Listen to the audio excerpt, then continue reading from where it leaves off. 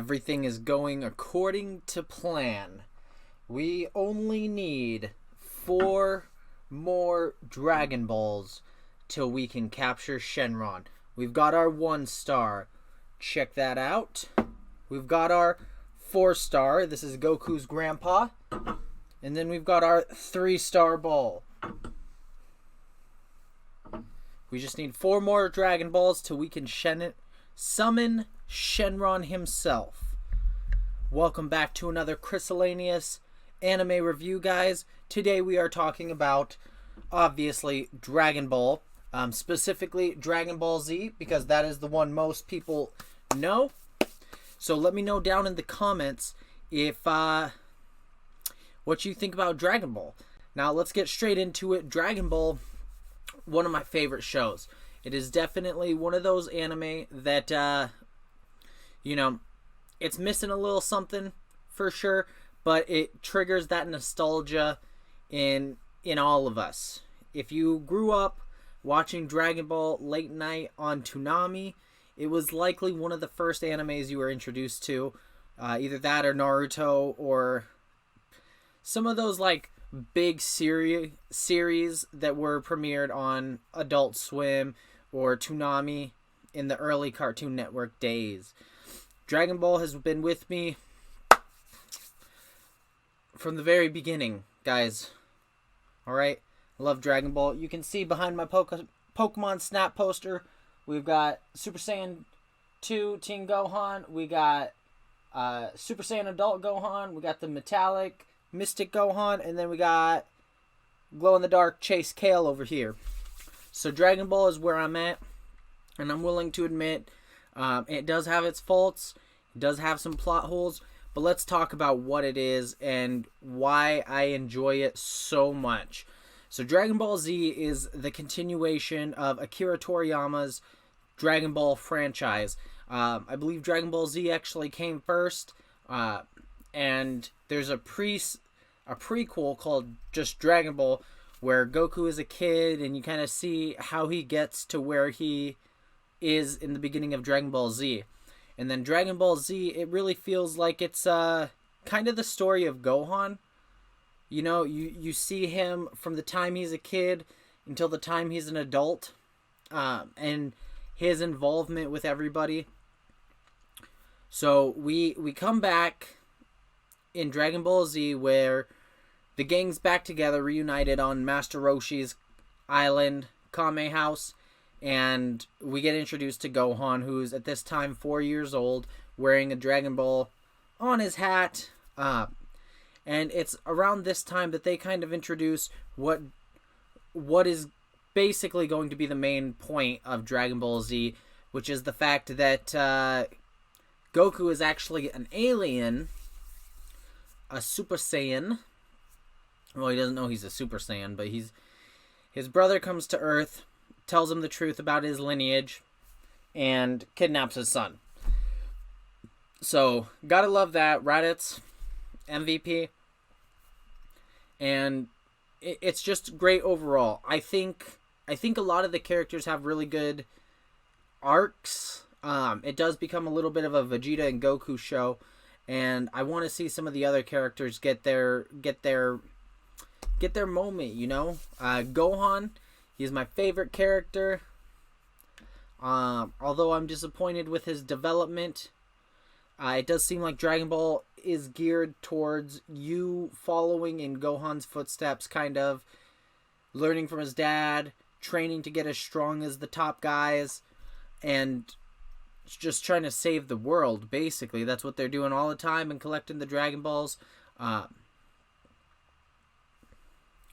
this show basically, for a while, it does a really good job of introducing new, fresh concepts and new, fresh enemies. And unfortunately, it does become a transformation show. But I think for a lot of the transformations, it makes sense for them to have the transformations.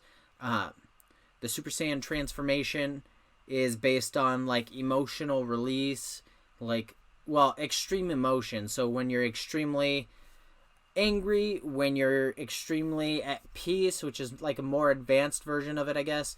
When you have the need to protect somebody, Gohan is a great example because he has this dormant power inside him that he can unlock when he gets angry, when he needs to help. The first example we see of this is when he's trapped in the Saiyan space pod when Raditz abducts him, and he channels that inner power when he's 4 years old to bust out and headbutt Raditz, and it kind of blows everybody away. And Gohan is the firstborn half Saiyan, half human child, and we later find out from Vegeta and Nappa that that mix actually makes a Saiyan more powerful. So Gohan is going to be like, we follow Gohan doing that. Obviously, it's really just the Goku show, but I think Akira Toriyama was trying to have a focus on it following Gohan. And it was actually supposed to end after the Frieza saga, once Goku finally unlocks the Super Saiyan transformation. So let's review that a little bit. Or let's review up until that point, and then we'll talk about the rest. We have Raditz, and Raditz coming to Earth. He is the most powerful enemy that anybody on Earth has ever faced. It's a crazy situation. They don't know what they're going to do. So I think this is part where the story has a great kind of storytelling element to it. Raditz is so powerful that Goku can't defeat him on his own, and he's threatening to destroy the entire planet, essentially, or at least kill everyone. So with that being said, Piccolo is eavesdropping, and in the Dragon Ball series, Piccolo is Goku's enemy. Goku killed his dad, and right before the dad died, he spit out an egg like a bug. Just making sure my camera is focused. And they're enemies. You know, there's never been a reason for them to be in an alliance, be friends. But because of this greater threat that's going on, we actually end up seeing the big bad of the previous series teaming up with Goku to save the world. And Piccolo is like saying that he needs to make sure there's a world to take over when he's ready and strong enough. So I think that element of them having to work together to fight the greater threat is amazing. I think that part was done really well. I think Vegeta coming to Earth afterwards was amazing as well, the way they did that. They ended up finding out through Raditz that Vegeta and Nappa were going to be there in a year's time. So this is like the main point we see the training arc going through. You know, we see how the characters do their training, and really there's no arc in the rest of the franchise that shows what kind of training they go through besides the same way this does. When they're getting ready to fight Cell, we see a little bit of training. When they're getting ready to fight Majin Buu, we get a little bit of training. But I think that we get the most dedicated training time during the year between Raditz coming and Vegeta and Nappa coming to Earth.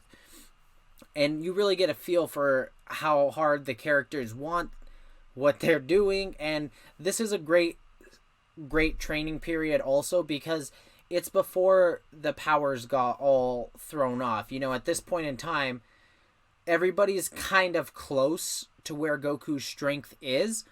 So you don't really know who's going to stand out, who's going to be doing something amazing. And I really like how they went through with that training. And they showed us all of the Z Fighters going through what they were going through to prepare to save the Earth. We had Goku training with King Kai. He's on Snake Way. We had the other guy, Yamcha, Chaozu, Tien, and Krillin all go to train with, is it Mr. Popo? Kami and Mr. Popo. They have their training session, and we see a lot of development. So I think that was a great training arc. I really enjoyed that. It does get a slow start. The thing about it is, I do love that training arc because we get so much of what the Z Fighters do to get ready to battle when they have an enemy like this coming. But the unfortunate thing is that there's no action. This is a shonen anime, and there's no action for a while that really matters. I mean, we see them fighting each other for training's sake, but it's a little lackluster because it's early on. You know, nobody's doing anything ridiculous. But overall, I think that was a great training period. On to the next. They fight Vegeta and Nappa, and I think this is great because it shows this saga, spoiler alert, really shows kind of who Vegeta is as a character. He's merciless. He's a murderer, and he's just intense. And he's the most powerful. He's way more powerful than Raditz, way more powerful than Nappa, and he's the ultimate enemy that anybody has ever faced, just like with Raditz, but like a bunch worse. And I'm okay with the idea of a new and stronger enemy just coming around as long as it makes sense. For me, this whole story with the Saiyan saga makes sense. I love the Saiyan saga because they're the last remaining members of an ancient warrior race that was feared throughout the universe. So there's a couple of them still alive. Of course they're going to be powerful. You know, that's not just making an enemy to make an enemy. So Vegeta is great with that. Him and Goku have a great battle. And I think the original battle between Goku and Vegeta is one of the most iconic things that's in Dragon Ball. And another iconic moment that shows how merciless Vegeta is when Nappa disappoints him and Vegeta is just, you're holding me back. And Vegeta kills his own partner in the middle of a battle.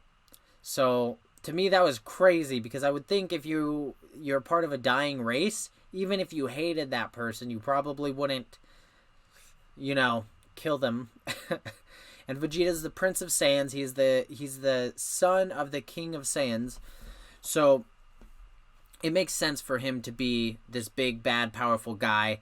I don't mind that they threw in that new enemy. And then we find out from Vegeta that there's the Dragon Balls on a different planet, I believe. No, I'm sorry, that's wrong. That's wrong. We find out about Frieza for the first time during the Vegeta fight. And not too much about it. Then they go through a recovery arc. Vegeta leaves Earth, whatever. The Frieza saga is amazing. This is where the story was actually supposed to end. So they took a lot of time kind of going through everything leading up to the Frieza battle. And Frieza is just, he's the iconic Dragon Ball villain. When you think of Dragon Ball, you think of Frieza as the main baddie. And we find out, like I said in the Demon Slayer, I'm a big fan of stories that have a story to tell before the start of the show. And with the Frieza and the Saiyans, we get a lot of that. We find out that Frieza all the Saiyans were working for Frieza, and Frieza betrayed them out of fear that they would get so strong they would overthrow him. So Frieza ended up being the one who killed all the Saiyans by destroying the planet. So that is a huge backstory, and there's way more that goes into it. And I think they did a fantastic job of that. Everything up until the end of the Frieza saga, I think, is executed really well by Akira Toriyama. We see Gohan have a lot of great things happen while he's on Namek.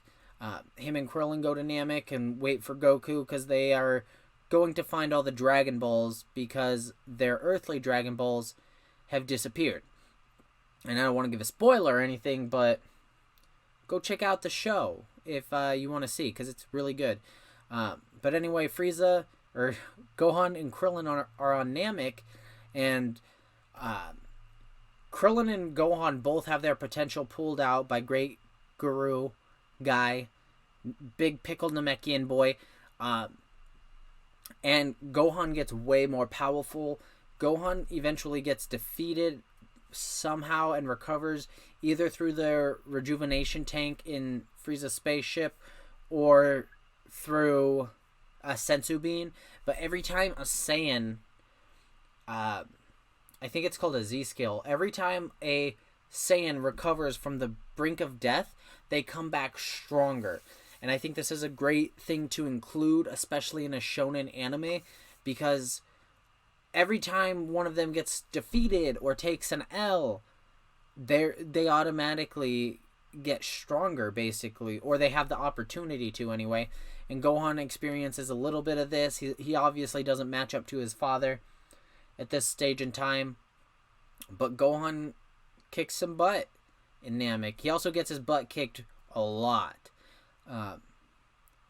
But we get a whole feel of all the characters' feelings once we get introduced to Frieza.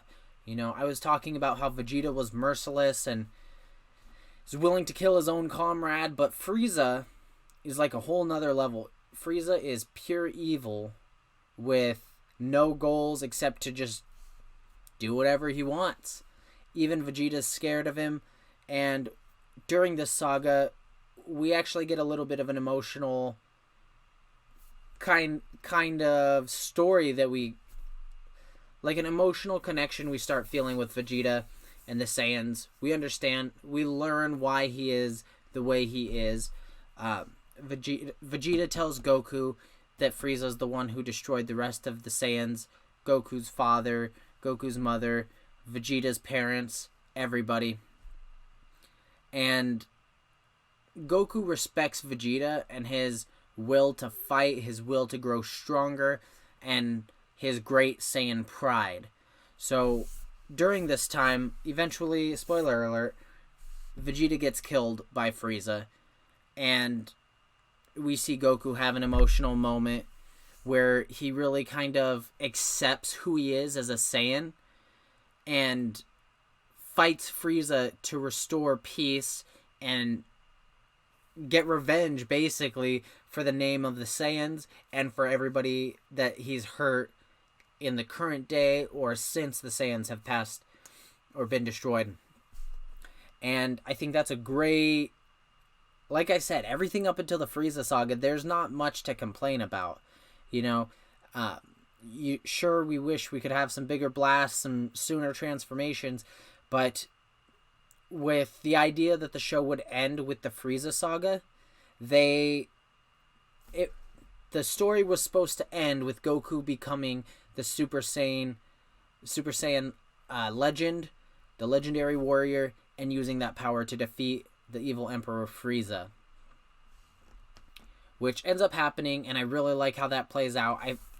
Frieza has too many transformations, though. You know, he goes, let me go my second stage, my third stage, my fourth stage. Oh, this is my final stage. This is my 100% my final stage, and now I'm golden. So Frieza's a little whack. But I get it. He's the main villain. You know, if you have the opportunity, you know, take it. After the Frieza saga, we go into the Cell saga, which is one of my favorites. I think there's a lot of great stuff done here too, and this is where like some of the in-between time gets more fillery instead of like everything having a purpose. But I think it's worth watching and getting through that filler because this is a great arc.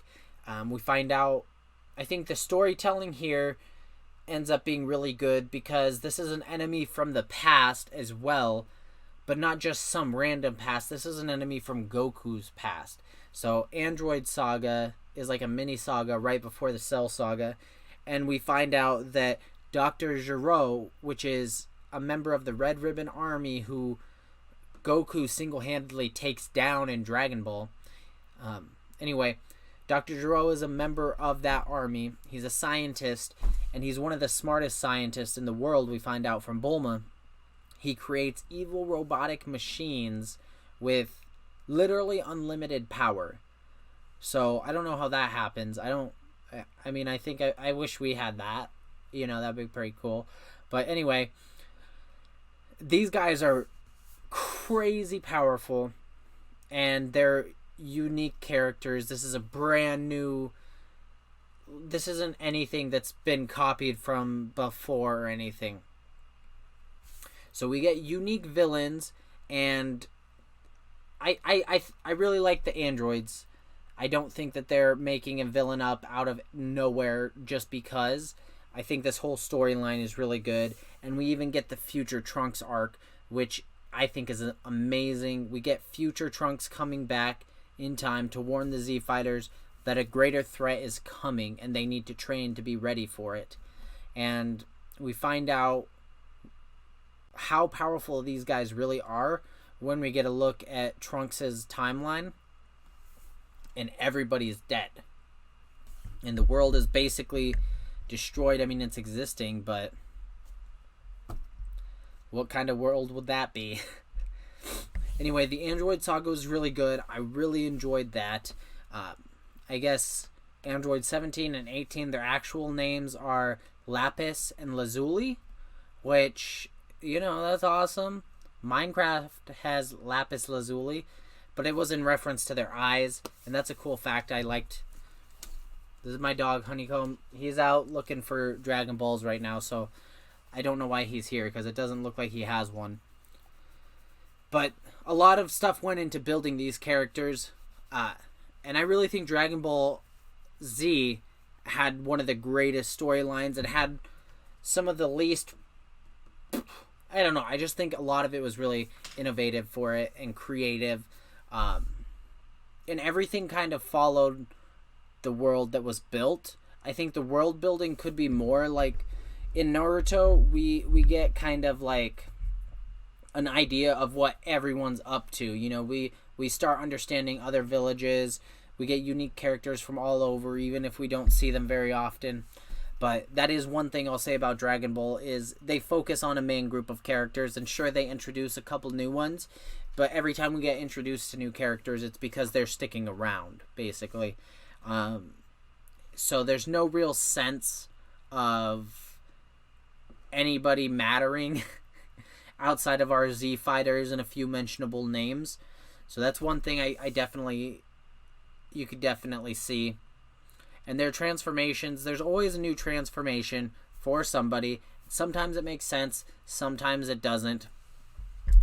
But there's just too much screaming, I wish I don't mind the screaming. I get it. You're transforming, you're releasing all your energy. I just wish that the screaming sessions weren't so long.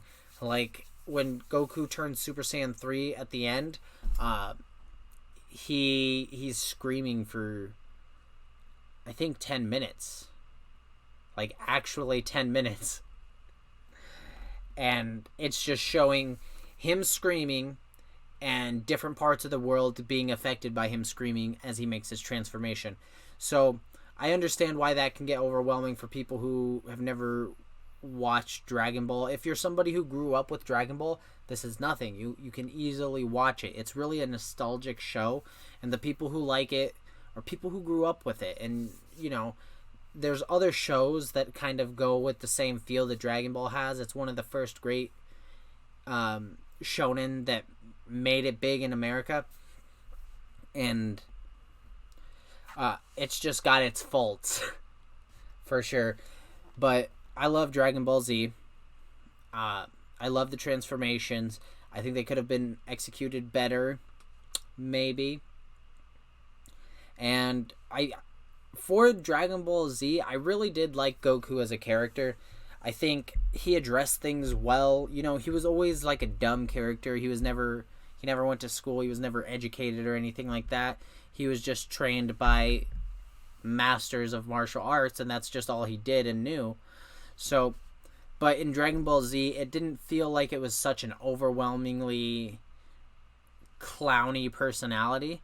In Dragon Ball Super, we do get that a little bit more, and if he acted the way he did in Dragon Ball Z, Dragon Ball Super would be an incredible anime. But Dragon Ball Z is definitely one of those hallmark, big staple anime, and if you haven't checked it out, I recommend watching it.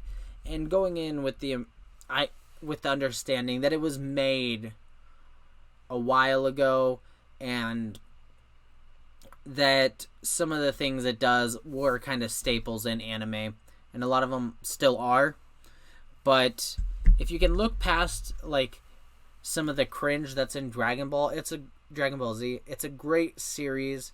You know, you can get really attached to some of the characters, maybe not Tien, but you know, you really feel for like Piccolo, for Vegeta, for Goku, for Gohan, and you really get a deeper understanding of the enemies that are normally unique. You know, you got Vegeta, Saiyan Prince.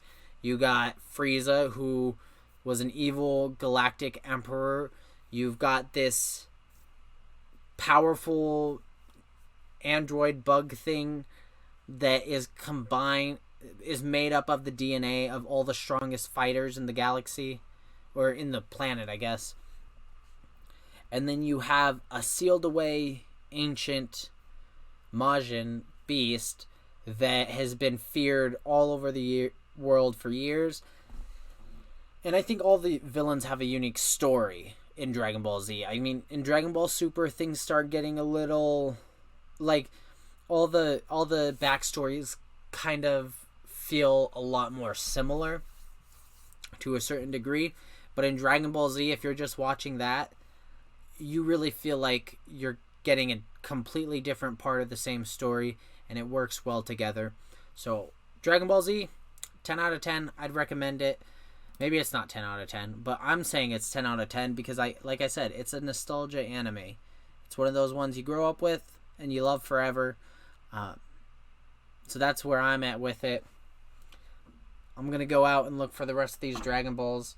If you do end up watching it because of this video, let me know what you guys think. I will say the first 2 or 3 episodes are kind of slow because you're starting the new world building, getting familiar with what the characters have been up to since the last series. But it's worth watching for sure. Anyway, guys, leave a like, leave a comment, leave a subscribe if you're new here. I really want to keep doing these anime reviews. And I will see you out in the next video.